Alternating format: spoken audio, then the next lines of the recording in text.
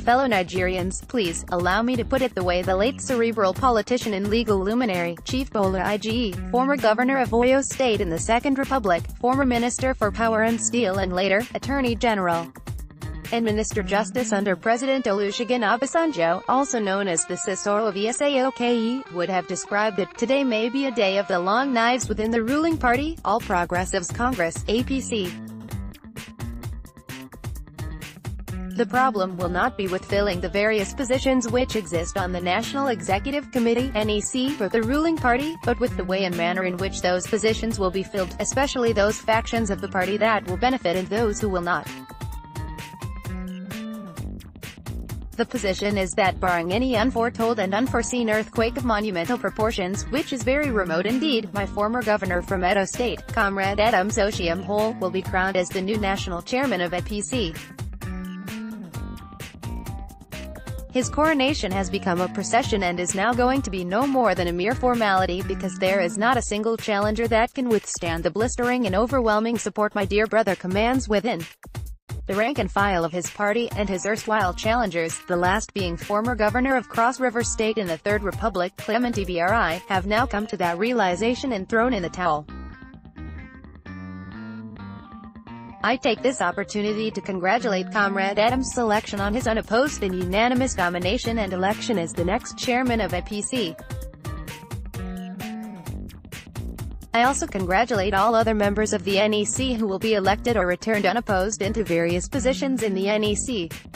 I wish them all the very best, especially because the task before them is not an easy one. The party has imminent elections to fight, but all is not well as there are many disgruntled elements wishing to be heard as to the direction the party should take, and their concerns and protests are simply being waved aside.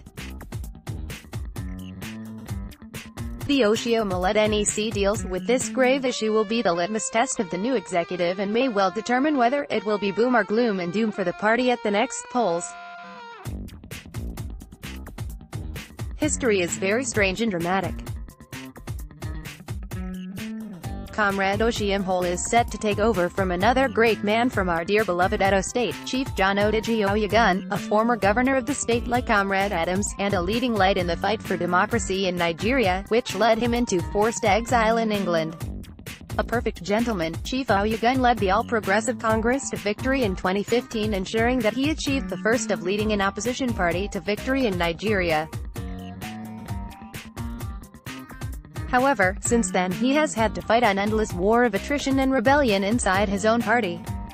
His first real test came with the party's failure to manage election, or shall I say selection, for the leadership of the National Assembly, culminating in the debacle which led to the People's Democratic Party's Ike Ekweremadu being elected as Deputy Senate President.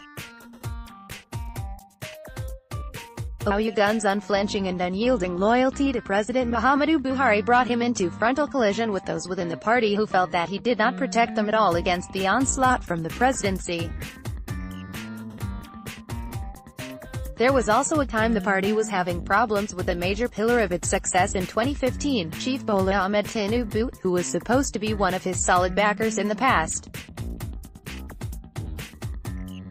Oyegun's position at that time was considered a betrayal of Tinubu, who had expected that his support and assistance to Oyegun in times gone past had not been repaid. His loyalty therefore became an albatross which he couldn't shake off easily. Oyegun had wanted an extension of his tenure as chairman of APC's NEC, but he soon found that he could not count on the support of President Buhari. Try as he may to get the backing of the president on this issue, he found out that he was only meeting with an immovable force, a concrete brick wall in the president. Indeed, the president was later to practically decree that the NEC should be dissolved and fresh elections conducted to fill the vacant positions. Oyegun threw his hat into the ring but soon found out that he did not have the support of the presidency, although this remained an unspoken, but open secret. In consequence, Oyegun withdrew from the chairmanship race and slunk into a corner to sulk and lick his real and festering open wound. Well, having practically disposed of its chairmanship palaver, the bickering, intrigues and betrayals all end today, as a new chapter is opened in the party. According to impeccable sources, the party wants to make a clean sweep and start today and reject any candidate suspected to be coming from the camp of perceived renegades. And if the truth be told, there are many of such rebellious elements within the ruling party. Their disaffection and the damage that could be caused if the situation is not properly managed has been much chronicled by many people, including myself, but the party seems adamant on having its way. For me, this is the crux of the matter. APC must tread softly, lest it repeats the mistakes of the leadership of its immediate predecessor in government, PDP, which fought so much, on many fronts, till the center could no longer hold and mere anarchy was loosed upon its fold. At that time, PDP was cocksure that those who wished to quit the party were free to go. My advice is that APC should not abandon its reconciliation moves no matter the magnitude of the problems and attendant confusion at the moment. The party still has in its favor the fact that the perception of the generality of Nigerians is that notwithstanding its fumbles, wobbles and stumbles, the party is still a more trustworthy party than the PDP because of the unrivaled pillaging of the country which took place in the 16 years of PDP misrule. However, if the problems within the APC community continues unchecked, it is not unlikely that people get irritated and frustrated that the party is unable to put its house in order and may start seriously considering alternatives, including the much maligned PDP. For this reason, the party must remember that there are general elections in less than 9 months and so it has little time to restore order amongst its ranks. The party cannot afford to be complacent. Whilst there is no doubt that the party won a convincing victory in the 2015 elections, the margin of victory and the number of those who apparently exhibited voter apathy and abstained from voting at the elections should be a veritable source of concern to the party. Indeed, had PDP gotten anything close to the number of voters in the South, South and Southeast, and to a lesser extent the Southwest, that voted for it in 2015, it would easily have won the presidential elections. A brief recap shows that in 2011, PDP and its candidate, President Jonathan, won almost 22.5 million votes, with a considerable chunk coming from the South, South and Southeast, whilst CPC and its candidate, Muhammadu Buhari, won just about 12.25 million votes. The candidate for SELF-INDUCED Ribadu, the former anti-corruption czar, won just over 2 million votes. If one adds up the progressive votes of CPC and AC, which were the votes of the opposition at the time, the total comes to about 14.5 million votes.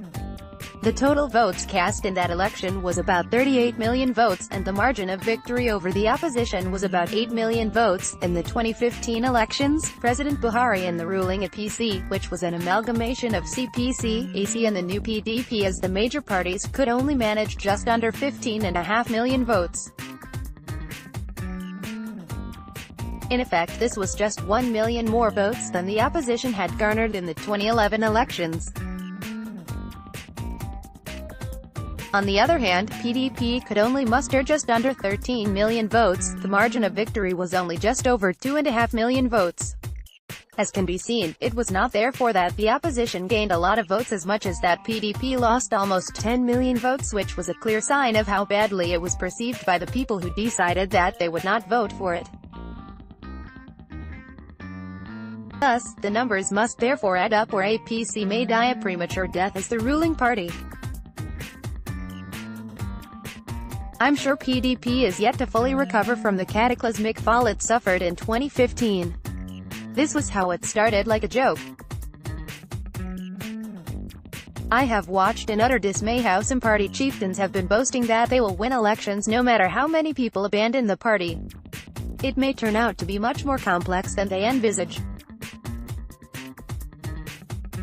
Some of those being suspected of anti-party activities include the Senate President, Dr. Abubakar Bukola Saraki, the Speaker of the Federal House of Representatives, R.T. Hun, Yakubu Dogara, Senator Rabiu Kwankwaso, Governor Waziri Aminu Tambawal of Sokoto State, Governor Abdul Fattah Ahmed of Kwara State, Dr. Samuel Iora Ordom of Benue State and several others.